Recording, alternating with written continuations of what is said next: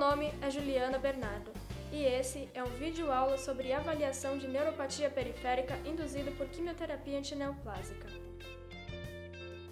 Este sintoma é definido como danos às fibras nervosas do sistema nervoso periférico, causado pela toxicidade de algumas drogas antineoplásicas.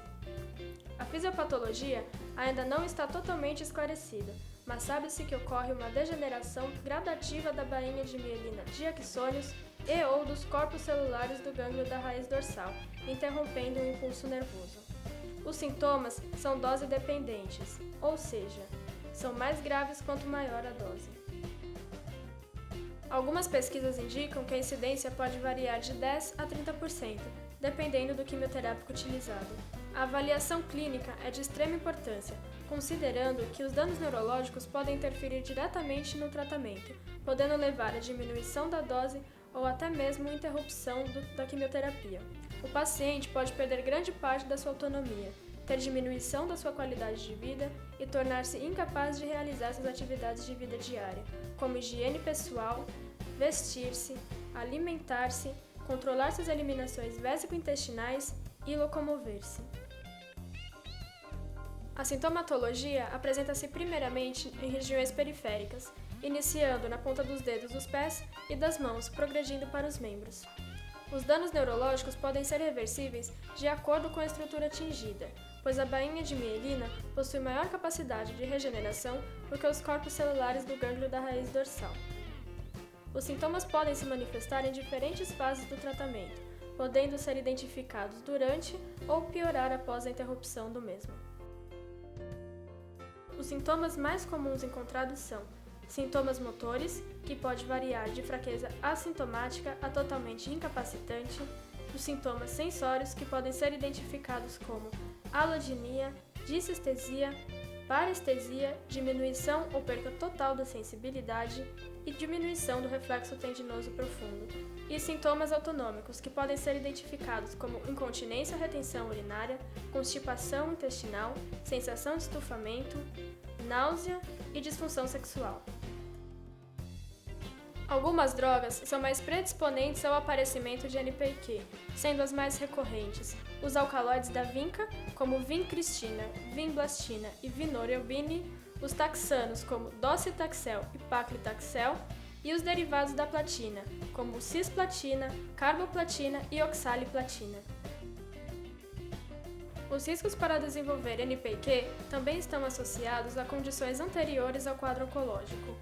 Dentre as condições mais recorrentes estão o alcoolismo, diabetes mellitus, doença aterosclerótica, vírus da imunodeficiência adquirida pelo envolvimento viral, pelo uso de terapia antirretroviral, por deficiências vitamínicas associadas a essa patologia. A literatura dispõe de diversos instrumentos que foram desenvolvidos para atender à complexidade do paciente com NPQ. O gráfico 1 demonstra quais escalas estão disponíveis na literatura dos últimos 5 anos sobre neuropatia periférica induzida por quimioterapia antineoplásica. Após esta breve introdução sobre neuropatia periférica induzida por quimioterapia, demonstrarei como realizar a avaliação clínica, que é de extrema importância para o diagnóstico e monitoramento deste sintoma. Destaco que esta avaliação pode ser realizada por enfermeiros e por outros profissionais da área da saúde. Optou-se para este vídeo aula a utilização da escala da NCI, na versão 2.0, que encontra-se traduzida e publicada em língua portuguesa. A escala NCI-CTC-AE, na versão 2.0, permite avaliar a neuropatia periférica nas áreas motora e sensorial, levando em consideração as implicações das atividades de vida diária.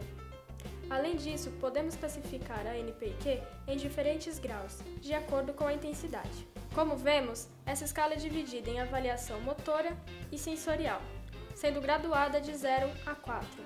Na avaliação motora, 0 representa o indivíduo normal e 4 a paralisia. Na avaliação sensorial, 0 também representa o indivíduo normal e 4 a perda total da sensibilidade que interfere na função.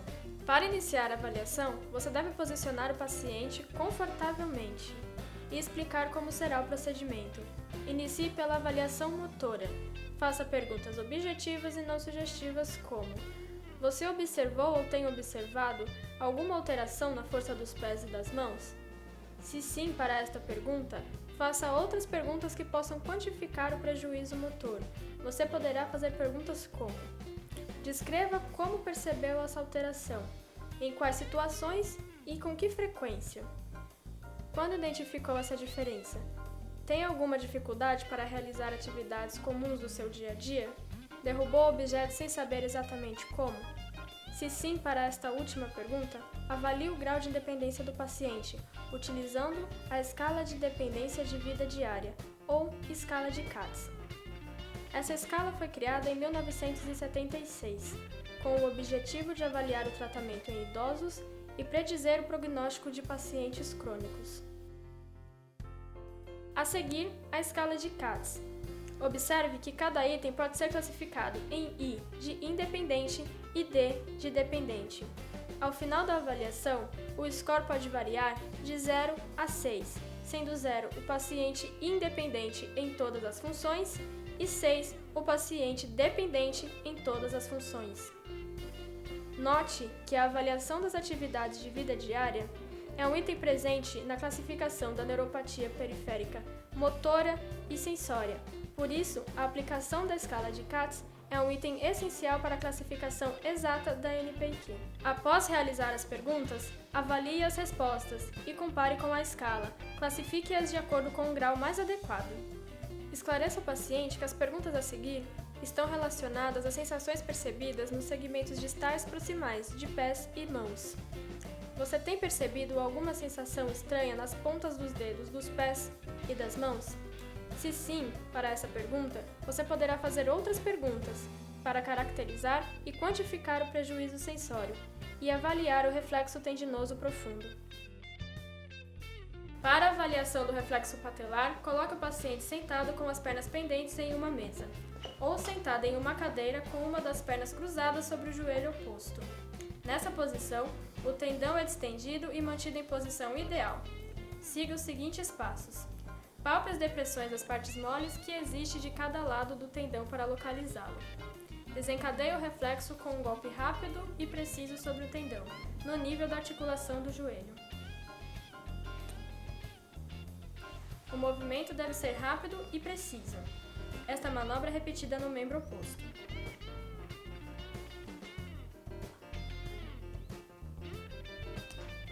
Pode-se graduar a intensidade dos reflexos obtidos em ausente, diminuído, normal, vivo ou exaltado. A tabela seguinte descreve as características dos níveis de classificação do reflexo patelar. Neste momento, o paciente deve se sentir confiante para descrever as alterações com suas próprias palavras. Recorde-se que na literatura poderão ser classificadas como alodinia, dissestesia, parestesia, diminuição ou perda total da sensibilidade. Você poderá fazer perguntas como: você sente dor? Você acha que pode estar com a sensação de dor aumentada ou diminuída? Para que o paciente reflita sobre esta possibilidade, peça para que o mesmo recorde de situações que poderiam ter causado dor, mas não causaram. Pergunte coisas como: você se recorda de algum ferimento que não sabe como ocorreu, pois não causou dor?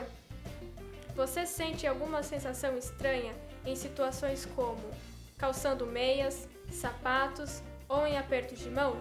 Outras perguntas poderão auxiliar a sua avaliação. Faça perguntas como: você notou se tem sentido a temperatura de forma diferente? Durante o banho, você sente o calor e o frio de formas distintas entre as pontas dos dedos dos pés e das mãos e o restante do corpo? Esse problema tem atrapalhado a sua vida cotidiana? Ao final das perguntas, avalie as respostas, compare com a escala e classifique com o grau mais adequado. Em relação aos sintomas autonômicos, você pode e deve investigá-los, pois a presença dos mesmos denota a necessidade de revisão da quimioterapia antineoplásica, recordando que na literatura eles podem ser identificados como incontinência ou retenção urinária, constipação intestinal, sensação de estufamento abdominal, náusea e disfunção sexual. Quero enfatizar que a aplicação da escala de neuropatia periférica do NCI-CTC-AI versão 2.0 é fácil e relativamente rápida de ser executada. Sua aplicação traz qualidade à assistência oncológica.